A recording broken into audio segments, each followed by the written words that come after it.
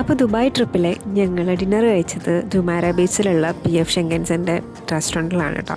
അപ്പോൾ ഞാനവിടെ ഫസ്റ്റ് ടൈമാണ് ട്രൈ ഔട്ട് ആക്കുന്നത്. മാം ഓൾറെഡി എക്സ്പീരിയൻസ് ഉള്ളതാണ്.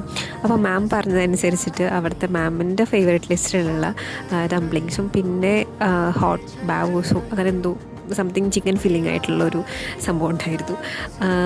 വന്നപ്പോൾ തന്നെ ഡംപ്ലിങ്സ് ഭയങ്കര അട്രാക്റ്റീവ് ആയിലൊക്കെയാണ് സെർവ് ചെയ്തത്. അപ്പോൾ ഭയങ്കര എന്താ പറയുക, എക്സ്ട്രീംലി നമ്മൾ എക്സൈറ്റഡ് ആയിരുന്നു നമ്മൾ ഫുഡൊക്കെ കഴിക്കാൻ വേണ്ടിയിട്ട്.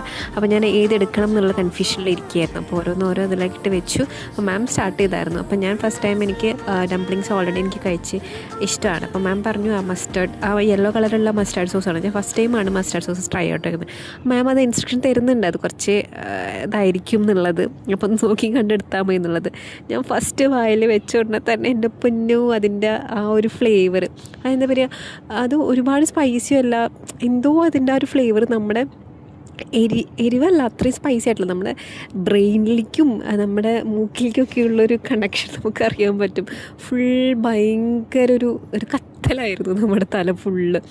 പക്ഷേ എന്താ പറയുക, പക്ഷെ ഒരു ടേസ്റ്റും ഉണ്ട്. അതിൻ്റെ അവസാനം എത്തുമ്പോൾ ഒരു ടേസ്റ്റുണ്ട്. ഞാൻ ആദ്യമായിട്ടാണ് ഒരു ഫുഡ് കഴിച്ച് കരഞ്ഞുകൊണ്ട് കഴിച്ചത്.